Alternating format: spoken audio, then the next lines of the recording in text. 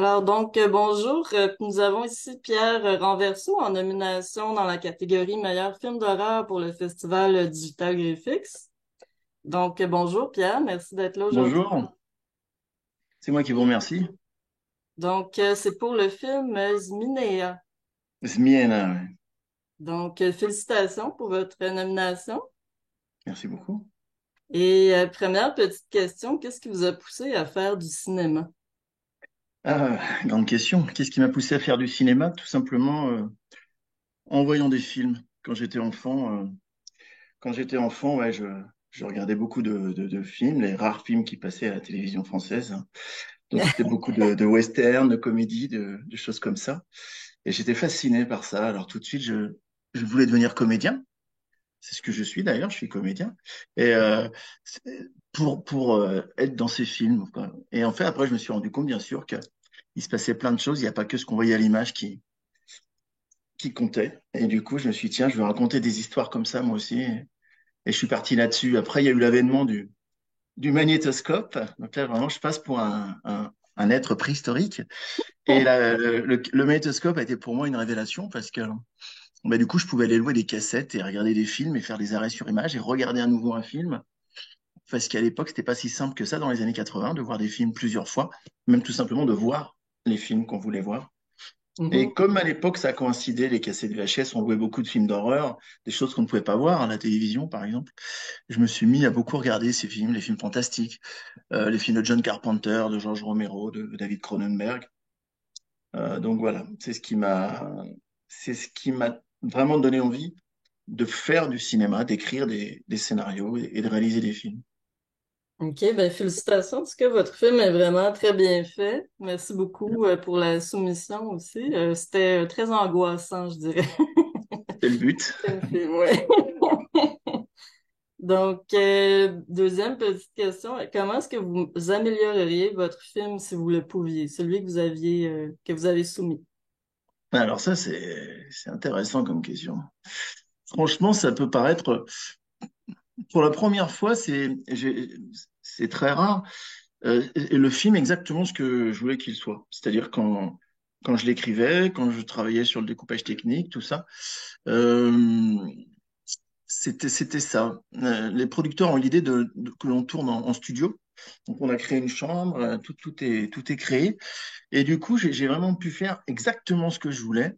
Et j'ai eu une liberté totale au niveau de la création. Le montage s'est effectué pendant le Covid, tout par WhatsApp, par WeTransfer et tout ça. Et en fait, c'est une question un peu piège, ça peut paraître bateau comme ça, mais je ne pense pas que je changerais grand-chose.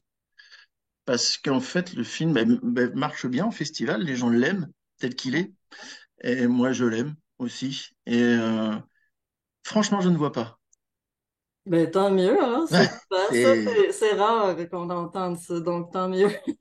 je pourrais vous dire, ah ouais, peut-être enlever 30 secondes, des choses Ah comme ça, oui, mais je ne dis pas. Voilà, il est parfait. tel qu'il est, il est tel qu'il est, et puis voilà. Parfait, ben, félicitations.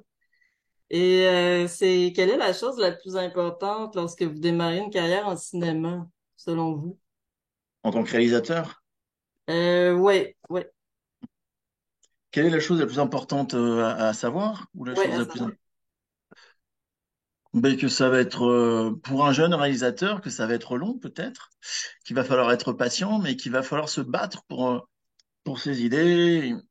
Il faut avoir une grande confiance en soi et aussi faire confiance aussi aux autres. Pour moi, il faut trouver le bon alliage.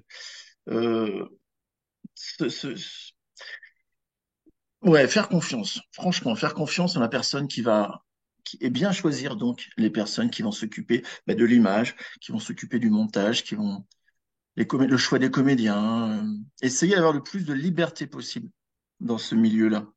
Ne pas se laisser trop entraver, soit par manque de confiance, d'autorité, de ne pas être influencé, ne pas être influençable. Et être quelqu'un qui influence les autres, pouvoir imposer ses choix, à mon avis, ça, c'est les qualités premières.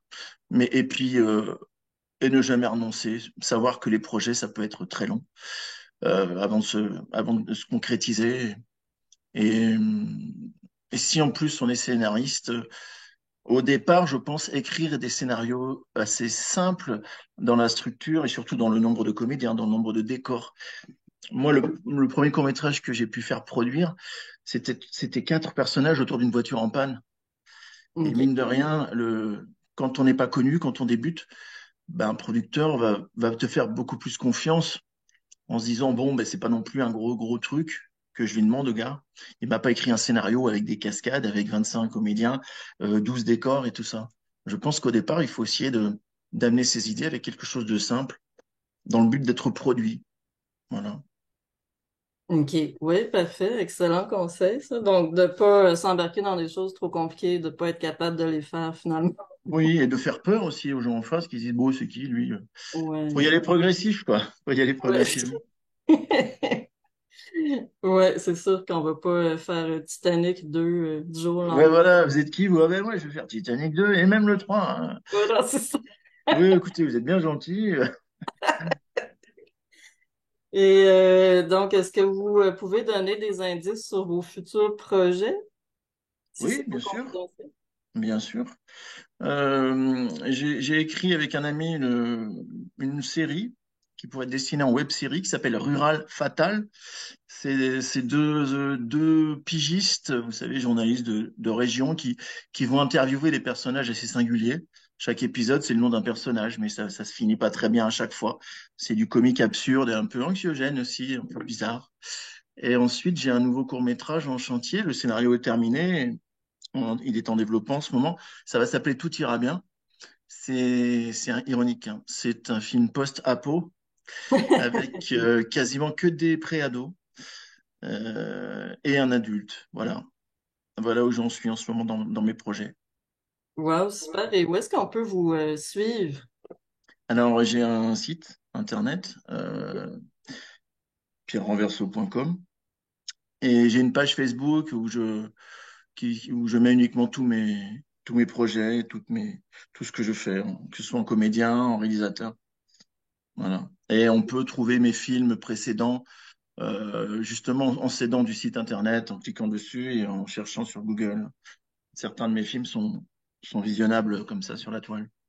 Ah, parfait, ça. Ben, merci beaucoup. Donc, je mettrai le lien en dessous de l'entrevue sur YouTube. Avec mon site internet et ma page Facebook, oui, sans problème. Oui, OK, parfait. Donc, les gens pourront aller visionner ça. Moi aussi, d'ailleurs, je suis curieuse de voir les autres Mais œuvres. très bien, très bien. Ouais, je fais soit c'est marrant, soit je fais des comédies, soit je fais des choses fantastiques. Ça va dépendre de mon humeur Oui. ou de mes inspirations. Je suis assez à l'aise dans la comédie aussi. Ouais. OK, ah ben c'est bien ça. C'est Ouais. donc vraiment deux styles complètement différents quand même, horreur, comédie. Ouais. J'avais été sélectionné au Canada déjà avec un court-métrage qui s'appelait No Exit, qui était un film fantastique mais comique. Et j'avais été sélectionné au FICFA à Moncton Ah, OK. et, ouais, en catégorie comique, ouais. Donc voilà. OK. Parfait. Bon, ben on va pouvoir aller voir ça. Ben merci beaucoup Eh d'avoir bien été oui, là aujourd'hui. ben, merci, merci à vous surtout. Et donc, on se tient au courant pour la suite du festival. Et